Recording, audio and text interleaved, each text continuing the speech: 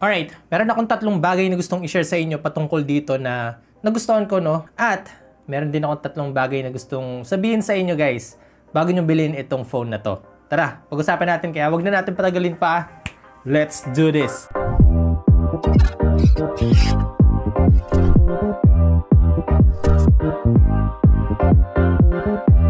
What's up, guys? Ako nga pala si Poy and welcome back sa channel. So here's it, guys. Ito yung bagong nating phone 3A. So available na to sa Digital Walker or nasa pre-order stage pa lang siya. Pero anyway, guys, ang presyo na to is meron tayong dalawang variant.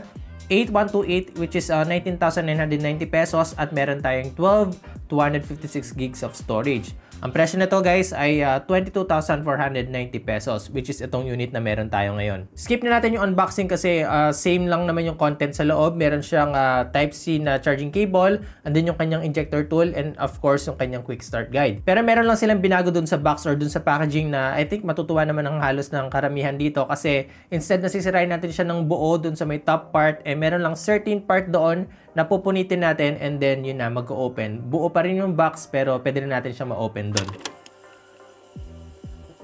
Anyway, guys, mag-start na tayo dun sa number 1 na reason kung bakit nyo to gugustuhin, or kung meron kayong phone 2A, plano nyo mag-upgrade, ay dahil sa kanyang build quality and of course yung kanyang design. So para dito, guys, sa nating phone 3A, instead na plastic yung back panel nito, glass na. Alright, so number 1, big upgrade yun dito sa phone 3A. And then bukod pa dito, upgraded yung kanyang ingress protection, which is meron na siyang IP64 kumpara doon sa nating phone 2A na merong IP54. Konting-konti lang yung upgrade pero still, upgrade pa rin siya. Plastic pa rin yung frame nito, guys, pero napakaganda pa rin ng texture niya.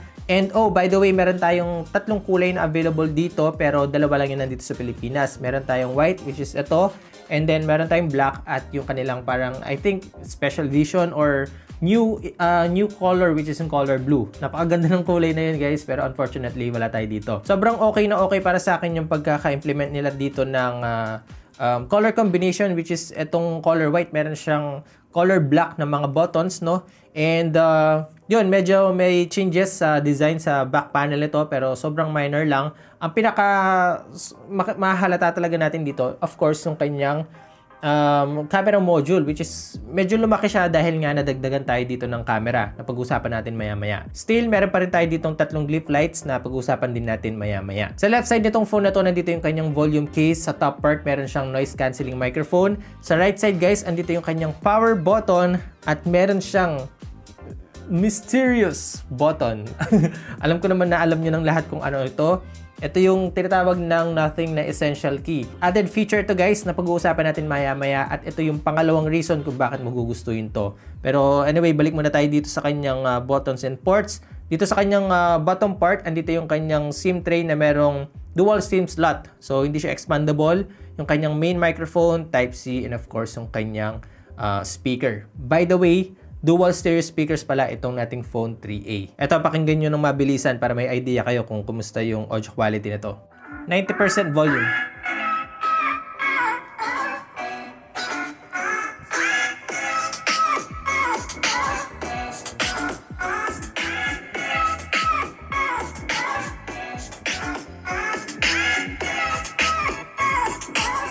Volume is okay, audio quality is nasa average, no? Hindi ko masasabing sobrang ganda ng tunog niya, pero pwedeng-pwede na.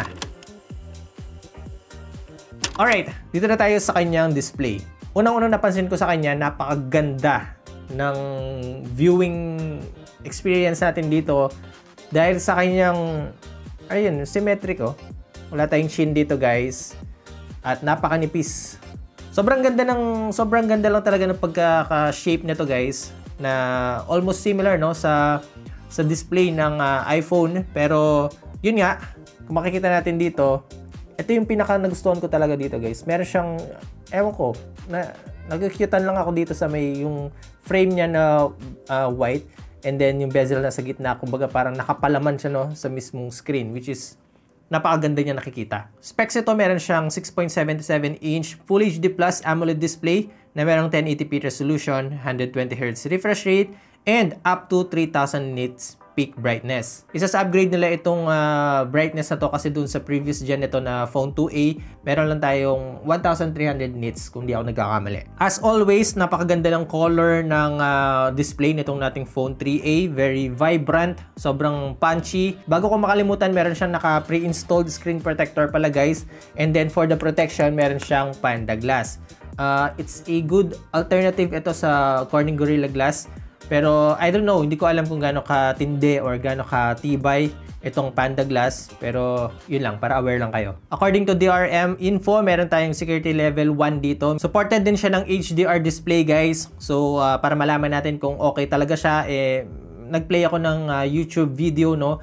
And as you can see, meron nga siyang option para dito. So, pagdating sa media consumption, TikTok, and anything na nagsuswipe tayo, very smooth siya dahil sa kanyang 120Hz refresh rate. At the same time, yung kanyang display nga guys, supported siya ng HDR and then naka-Widevine L1.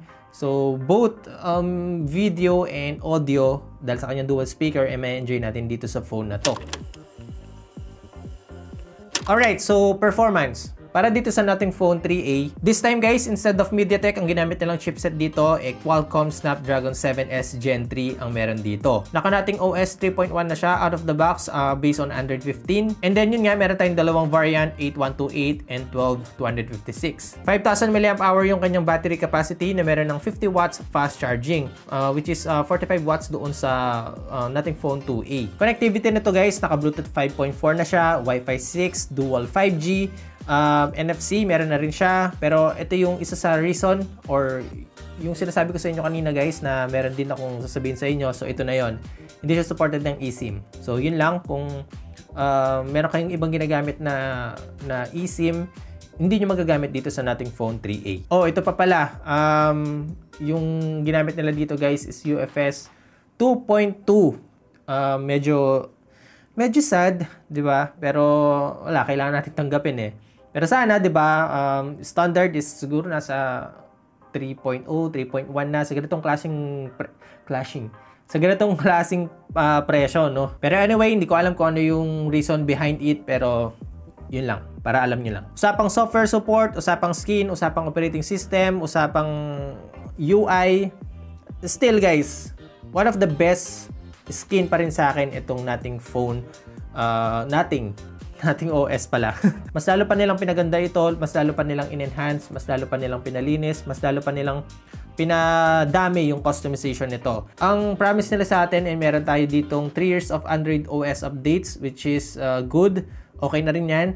And then meron tayong 6 years of security patches. Now, regarding sa dito guys, dito sa essential key na sinasabi ko sa inyo kanina, siguro nasa ano pa lang siya, nasa ang tawag doon, yung experimental stage. Pero ano na siya, usable na siya, pwede na siyang gamitin. So para dito guys, para siyang quick note or kumbaga parang isang part dito sa phone na meron siyang sariling parang temporary storage para sa mga note, ganyan, reminder, and some AI, no? AI feature na meron dito. For example, meron tayong nire-research, no, or meron tayong tinitignan sa browser and then gusto natin siyang i-save ganyan ng mabilisan. So all we have to do is click lang itong essential key. Ayan, and then pwede tayo mag-add dito ng note, or meron siyang voice recording feature dito na pwede natin gamitin para alam niyo yun, mas mai-remind sa atin kung ano ba talaga itong in-screenshot natin na ito. Medyo nabibitin lang ako sa feature na ito kasi pwede pa natin siyang gamitin sa ibang bagay, no? Like for example, iset natin siya as special key para ma-open yung Facebook or game or other app na importante sa'yo. Or, pwede natin siyang gamitin as camera shutter button. Pwede yun. I think nasa beta stage pa lang ito, so bigyan natin siya ng time. Pero para sa akin guys, maganda yung future nitong essential key nito ng nating phone. Of course, andito pa rin yung kanyang glyph interface, no? Meron tayong tatlong ilaw dito sa likod, which is masasabi nating notification light or light indicator para sa kanyang, alam niyo yun, glyph timer, ganyan, or volume indicator guys. Ayan, makikita natin kung gaano nakalakas yung volume natin dito sa pag-a-adjust. Dito makikita natin. And of course, glyph progress, no? Using third-party application like Grab or Uber. Pag alam niyo yun, malapit na yung in-order yung food, ganyan, makikita natin dito. Still, for me, okay yung feature na to. Pero again, up until now, hindi ko siya makita sa sarili ko na gagamitin ko talaga siya. Anyway, sa day-to-day use naman is very smooth siya. Sinamahan ng napakaganda at napakalinis, napaka-smooth na operating system or skin. Talaga namang solid na rin. And of course, Snapdragon 7S Gen 3. It's a good and a reliable chipset naman yan talaga. So, basic or mapa-medium to medyo hardcore na games, kayang-kaya naman nitong i-handle, which is, ayan, nakikita nyo naman guys kung kumusta yung performance niya sa Genshin Impact at sa Call of Duty Mobile multiplayer mode.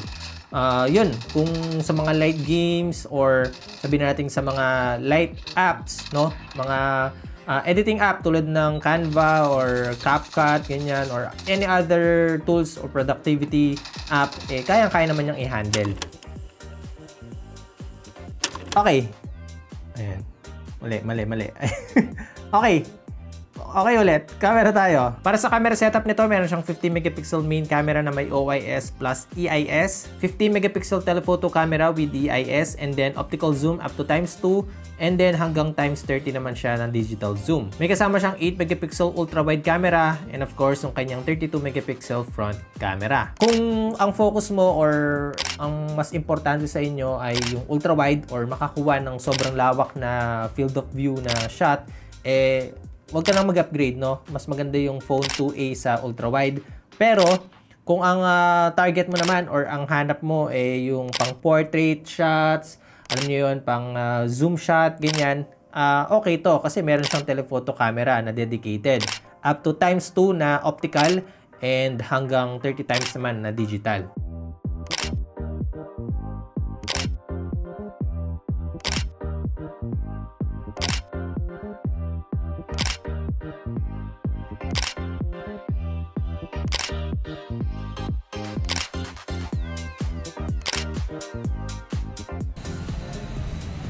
Alright, so ito yung sample video recording sa main camera nito.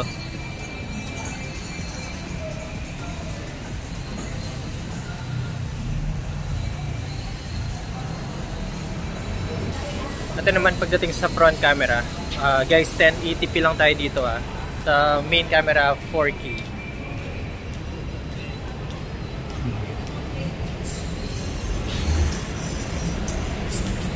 Ayan, kumusta para sa inyo yung video quality na tong dating Phone 3a? Comment down below, pag-usapan natin yan. Alright, so basically guys, that's it for today's video. Ito po ang nating Phone 3a. So sana nakatulong itong video na ito, no? Kung naghanap kayo ng video or review or alam niyo yun, insights lang patungkol dito sa nating Phone 3a. Pero for me guys, yeah, it's a good phone. Okay siya, magandang added feature nito na essential key, yung kanyang telephoto camera and added protection, mas matibay siya ng konti at glass back na siya. If you're into nothing phone UI, kung gusto mo ng ganitong klaseng UI, yung minimalist na monotone, matrix, dot matrix, magugustuhan mo talaga itong nating Phone 3a. Also, of course, yung kanyang overall UI experience, no, customization and so overall user experience talaga. Iba ang nating phone pagdating sa usage. Performance is good, hindi naman ito pang gaming, so pang day-to-day use, light task, light to medium to not so hard gaming. Display is good, meron siyang dual stereo speakers, so may enjoy natin yung panonood din dito, and of course yung kanyang camera na sakto lang for me. Medyo nalilito lang ako kung bakit, yun nga. Sana maintain nila yung 50 megapixel na ultra-wide dito para alam nyo yun. Pero I think, sa Pro nila talaga binubuhos lahat, no? Unfortunately, wala tayo ngayon. Pero yeah, available din guys ang nating Phone 3a Pro. Now, kung ito yung trip mo, itong nating Phone 3a, mag-iwan na lang ako ng link dyan sa description box, official link ni Digital Walker. Alright? So, that's it guys for today's video. Hanggang dito muna sa ngayon. Ako nga pala si Poy. unboxing anything just for you. Nice. So,